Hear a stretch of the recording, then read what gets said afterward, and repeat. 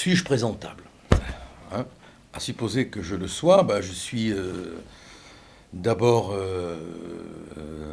avocat. Je crois que c'est le principal de mon activité et c'est quand même la passion de ma vie, parce que c'est le moyen de se battre contre les injustices, contre les abus du plus fort contre le plus faible. Et puis je suis également quelqu'un qui a pas mal écrit, parce que j'aime prendre la plume pour écrire, pour tenir mon blog, dans lequel régulièrement je dis ce que je pense. Et c'est ceux qui veulent savoir exactement ce que je pense, donc à aller lire mon blog, ils seront vite édifiés. Et puis je suis maintenant le président du comité de soutien à Marine Le Pen. Voilà. Cette définition étant évidemment un peu rapide, parce que sait-on jamais qui on est. Bon, la plupart du temps, les autres le savent mieux que nous, du reste. Je suis comme je suis. J'ai toujours été cohérent dans mes idées. Et je veux dire que c'est pas l'opinion d'un journaliste ou l'opinion d'un commentateur qui va me faire changer d'avis. Finalement, si on est croyant, on rendra des comptes devant le tribunal de l'Éternel. Et si on n'est pas croyant, on rendra des comptes à sa conscience, mais pas aux commentateurs ou aux censeurs ou aux douaniers de la pensée conforme.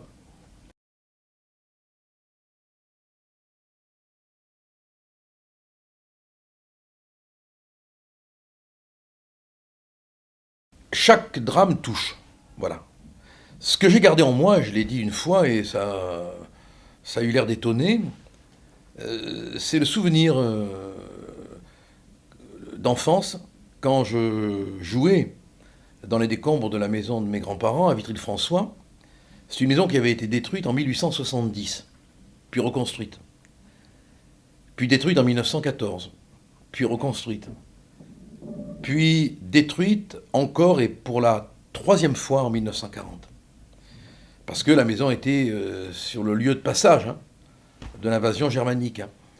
Et mon père, alors que je jouais encore dans les décombres de cette maison reconstruite 3 fois, m'a dit, tu vois, Gilbert, ça c'est la France. On l'a détruit, elle se reconstruit. Et je crois que j'ai gardé en moi l'idée, alors qu'il peut faire sourire, j'ai gardé en moi l'idée que la France, mais d'où qu'elle soit, que ce soit la France de Marseille, ou la France de la Guadeloupe, ou la France de l'île de la Réunion, pour moi c'est la France. Quand on l'a détruit, elle a toujours des maçons pour la reconstruire. Voilà. C'est un événement qui m'a marqué. Croyez-vous en la justice de notre pays? Non, non, non. Non, la justice, c'est l'affaire des hommes. Alors je crois en quelques hommes qui sont capables de rendre la justice. Voilà. Mais ils ne sont pas nombreux. Ils ne sont pas nombreux. Ils ne sont pas nombreux. Et il y aurait beaucoup de choses à faire pour que nous ayons des hommes. Parce que le mot justice, qu'est-ce qu'il veut dire? La justice, c'est un jury de cour d'assises avec 12 personnes qui jugent. C'est un tribunal correctionnel avec 3 hommes. C'est une instruction avec un juge. Ce sont donc des hommes chaque fois. Alors on doit faire tout ce qu'on peut pour choisir les meilleurs. Parce que sinon, ces hommes rendent une justice qui est nulle. Donc il faut vraiment porter l'effort sur le choix des hommes.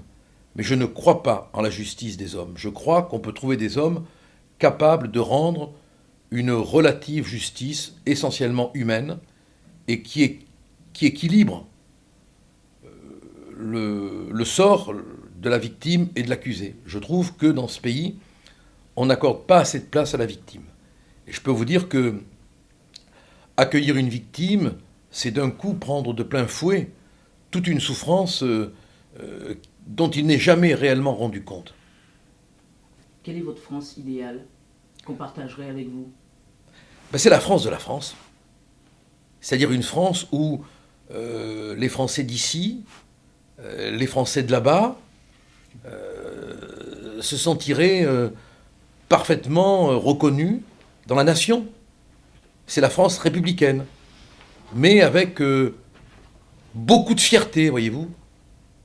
Qu'on soit fier d'être dans la nation et pour y parvenir, il faut que nous fassions tous les efforts nécessaires pour que les gens qui sont français se sentent dans une espèce de dignité qui n'est pas forcément aujourd'hui reconnue.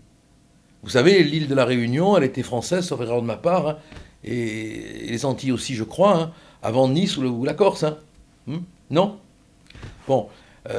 Donc, rappelez tout ça, quoi, voilà. Hein. Rappelez tout ça, quand même. Hein. Qu'est-ce que vous aimeriez que dans 20 ans, dans 30 ans, qu'on dise de Gilbert Collard? Et il a été libre. Il a été libre.